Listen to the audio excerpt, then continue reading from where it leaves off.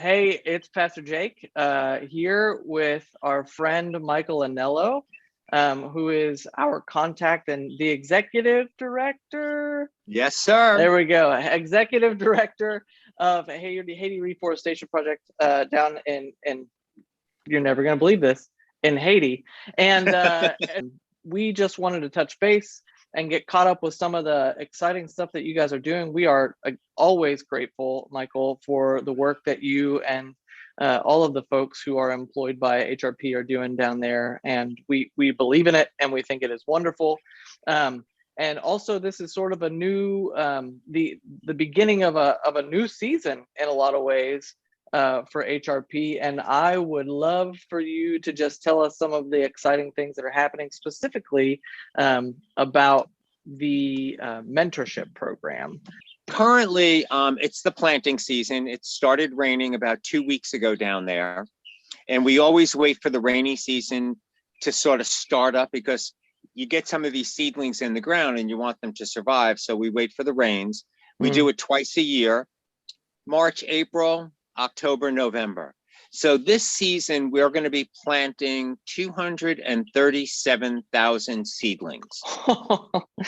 Yes. Wow. Yes, and each worker out of the 775 workers we currently have are responsible for 200 seedlings. And what that means is that they harvest the seed, they find the plastic bottle to put it in. We recycle plastic Coke bottles and Pepsi bottles. We used to buy plastic bags, but we've eliminated doing that to save cost. And it cleans up the environment by picking up the plastic. Love that. We have compost. We mix it with the soil there. The compost is stuff that we take out of the forest ourselves. And then the seedlings. And we monitor the seedlings for 6 months, I guess. And then we put them in the ground. And then we oversee those plants until they're about 3 to 5 years old, until they're well established. The CODEP compound is great. That's where we're holding the mentorship classes. And it's really nice to see that building really being used right now. Mock CODEP, which is the business component of CODEP Haiti Reforestation, where they're selling coffee and lumber and not plantains, corn that they grind up for meal, peanuts, all kinds of things along those lines, all happens on the lower level. And then we're using the upper level for this mentorship program.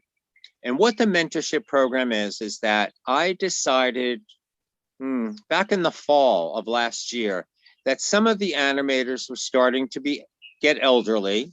We needed to decide if CODEP was going to continue, Haiti Reforestation was going to continue, or if it was just going to sort of fizzle away. And due to the sustainability and the success of the program, there's 16 million more trees in the ground in Haiti over the last 30 years, we'll say.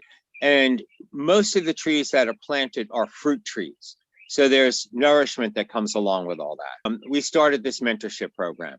In the mentorship program, I recruited originally 10 students from the CODEP school, which is right around in the Declo area.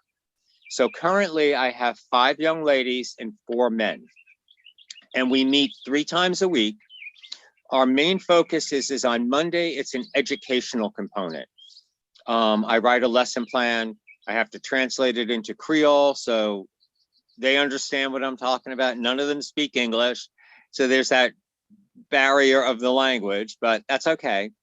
And we cover everything from soil and what soil components are, how to grow, planting a forest, seed components, the gambit, anything that has to do with agroforestry. On Wednesdays or Thursdays, depending on the zone that they're working in, each student is paired up with an animator. And they go out with the animator and they work the land.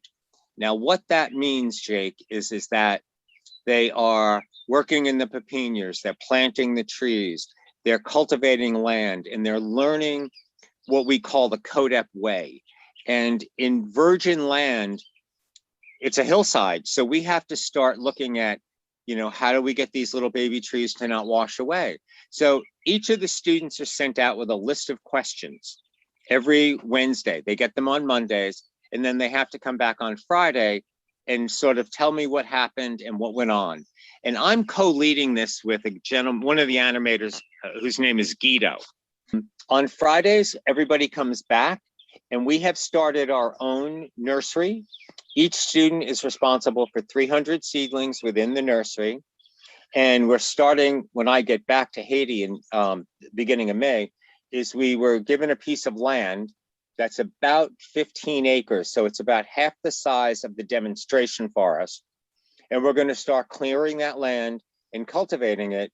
So in 6 months' time, our seedlings can be planted there. And that'll be the next demonstration forest. But it's more of a learning forest. It's sort of like a lab where the students will be able to learn more about this.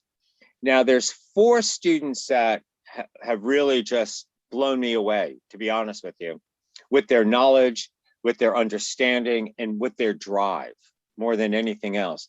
These kids are really driven to see Haiti change.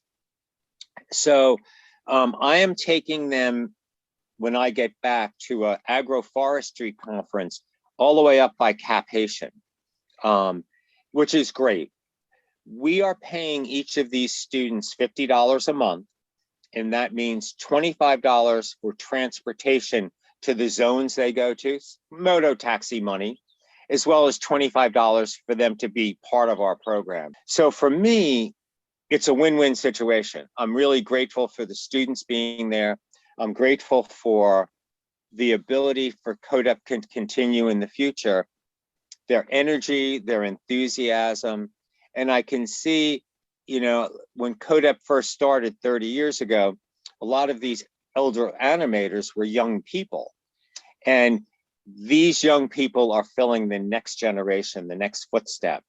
It's newfound energy for me, if that makes any sense.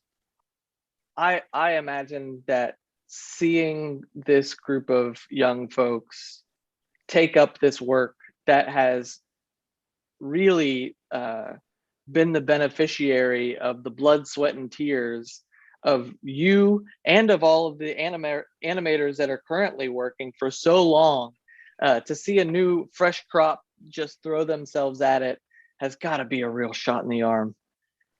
Oh, it is, you know, and Jake, you know, there's an expression that I learned a long time ago, that it's, if you can look at things through the eyes of the younger population, there's a whole new horizon out there. And these young people have brought this to me. As a result of what we're doing, I have my next group already lined up. Oh, really? 10 students at the current school who haven't graduated yet asked if they could be part of next year's program. That's fantastic. Is there anything else that that we need to know about what's going on down there right now? The one thing I will say is that I'm hoping in 2022 we can start receiving guests again. Please, Lord, would love to come down. But I really want to start sharing what we're doing with people. And I'm hoping that, you know, COVID will get contained a little bit, people will get vaccinated, and our lives will come back to normal a little bit. And that next year we can start bringing groups back down and sharing what to me is a very special part of my own life. Yeah. And I hope that happens. That's what I pray for every day. Well, I think that when that happens, I will be the first one on your list. And hopefully a couple of other people with me. We tried not once, but twice to get That's down right. At the end of 2019 and then the beginning of 2020. So yes, I will be the first one on the list, and I think we'll have some other folks who want to come down as well, because we are excited about what you all are doing. Well, Michael, thank you so much for your time. I really appreciate it. Our church appreciates what you're doing and how you're helping facilitate the work that is happening down in Haiti, and we are grateful. Jake, anytime.